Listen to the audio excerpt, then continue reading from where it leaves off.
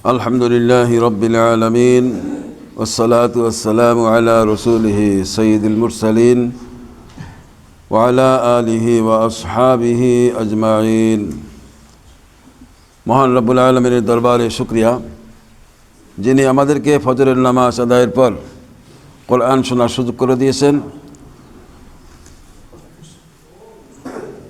খাঁটি ইমানদার হওয়ার মূল উপাদান হইল কোরআন।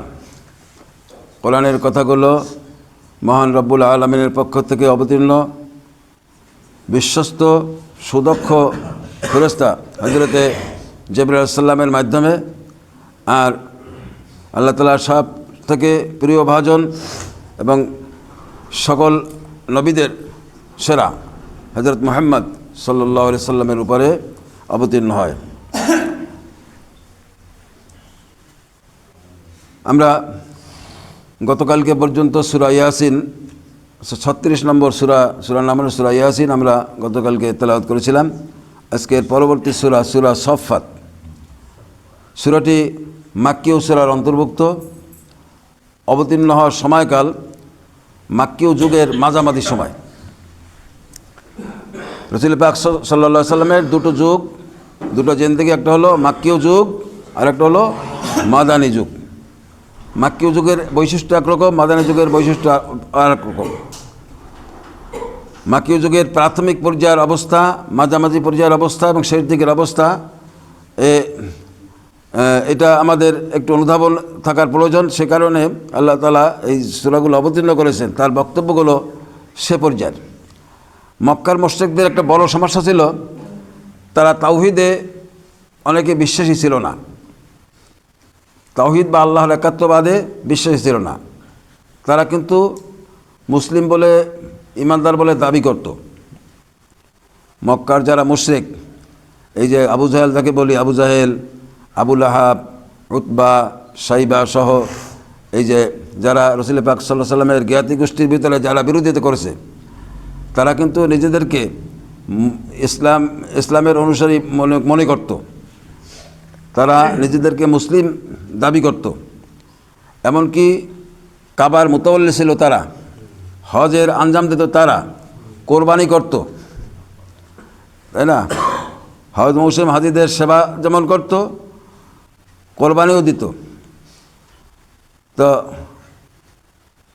সেই যুগের লোকদের যে সমস্যা ছিল, যে সমস্যার কারণে তারা ইসলাম গ্রহণ করার সৌভাগ্য অনেকের হয় নাই। আর একটা ছিল তাওহীদে অবিশ্বাসী, আল্লাহর একাত্মবাদে অবিশ্বাসী।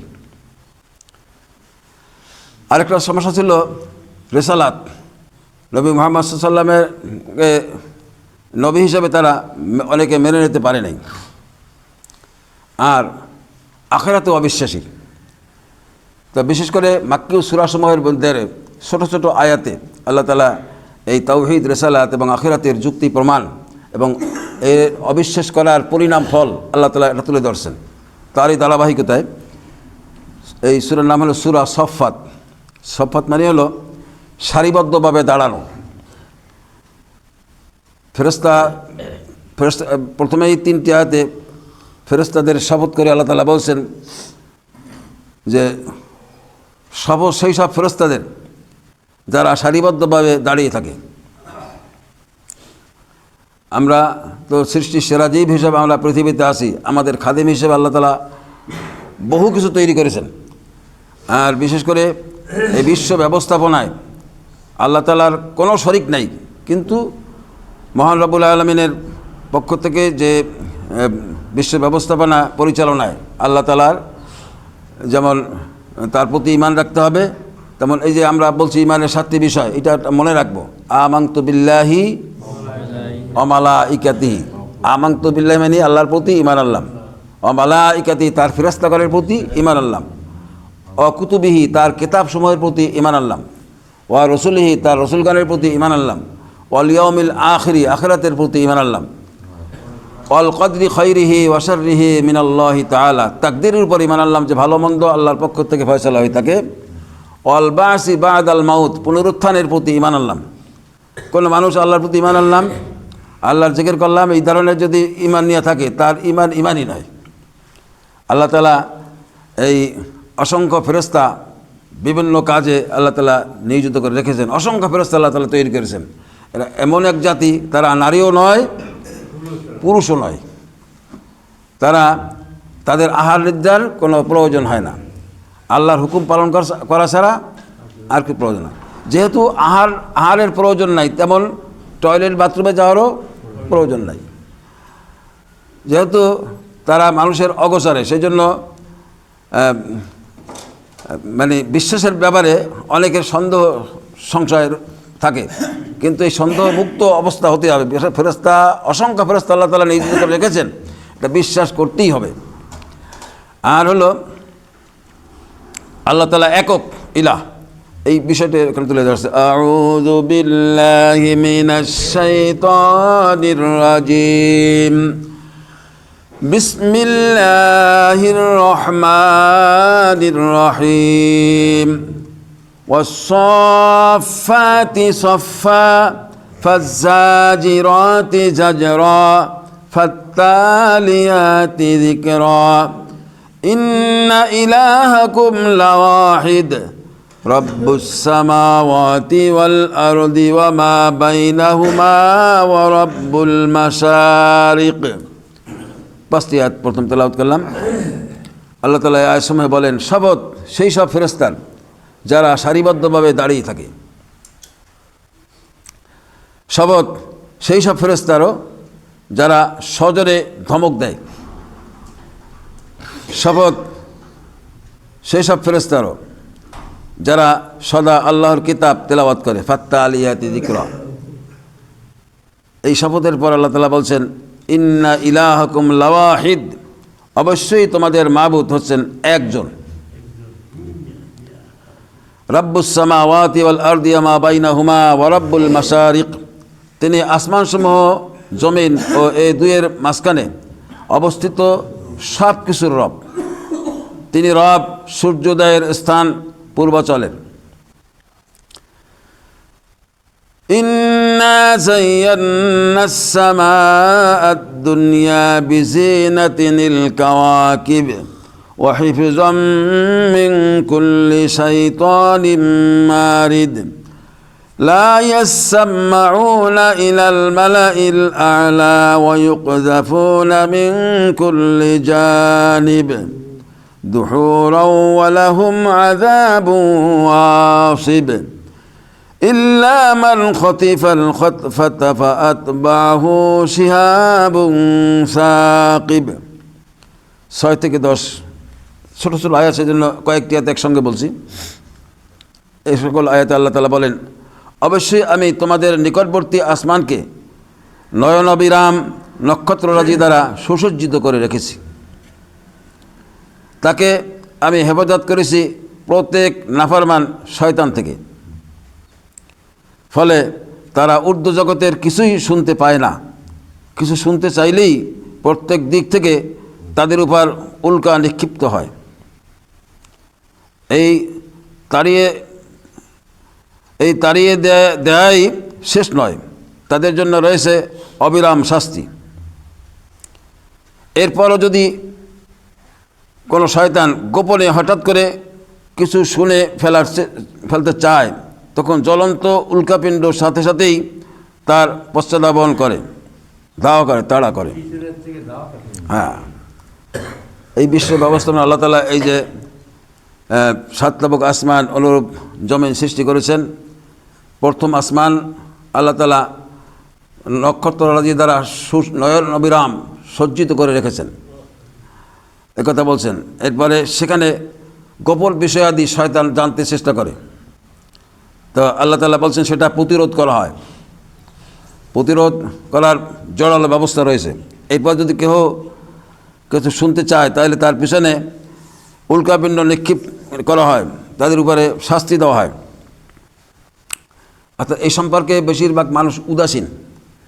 আমরা কি রোজগার করবো, আর কি খাবো, আর কীভাবে মোটামুটি আরও বড় হওয়া যাবে, আঙ্গুল ফুলে কলা গাছ যাতে হওয়া যায়, সেই সব চিন্তা নিয়ে থাকি। কিন্তু এইসব সম্পর্কে আমাদের অনেকের ধারণা খুব কম।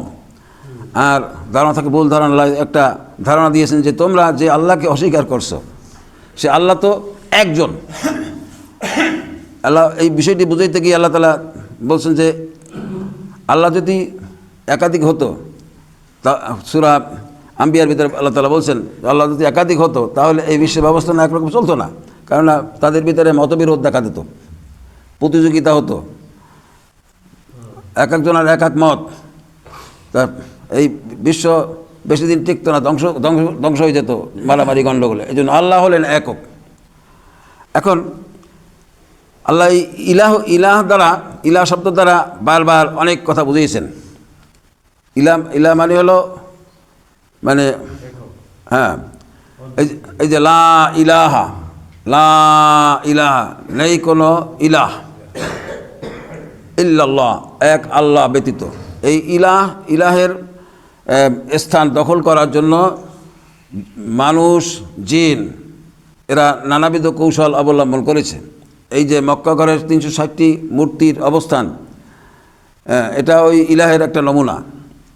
ইলাহ সাব্যস্ত করেছে লাত, মানাত, উজ্জা, হবল সহ বিভিন্ন নামে উপাধি দিয়া কাবা ঘরে এক এক সময় এক এক নেতার সময় এক এক মানে মূর্তি সেখানে উঠেছিল। হ্যাঁ, ক্ষমতার প্রতীক, এক একজনকে এক এক ক্ষমতার প্রতীক মনে করতো। কেউ কেউ মনে করতো আল্লাহ তাআলার যে ফেরেশতা আছে এই ফেরেশতার এটা হলো বাস্তব রূপ, এরকম মনে করতো, নানাবিধ পাগলামি। তো আল্লাহ তাআলা এই ইলাহ বিষয়টি আল্লাহ তুলে ধরছেন এভাবে। আমি আগেও বলছিলাম যে ফেরাউন নমরুদরা তারা যে ইলাহ দাবি করেছে সে কথা আল্লাহ কোরআনুল কারীমে দিয়েছেন। শাসক গোষ্ঠী তারা ইলাহ হয়ে বসে অনেক সময়, যে আমার হাতে পাওয়ার রয়েছে, সুপ্রিম পাওয়ার আমার হাতে, সেনাবাহিনী, নৌবাহিনী, বিমান বাহিনী, পুলিশ, প্রশাসন আমার হাতে, আর আমি ইচ্ছা করলে কাউকে যখন তখন একেবারে শেষ করে দিতে পারি, কাউকে উচ্চ মর্যাদা উঠাইতে পারি।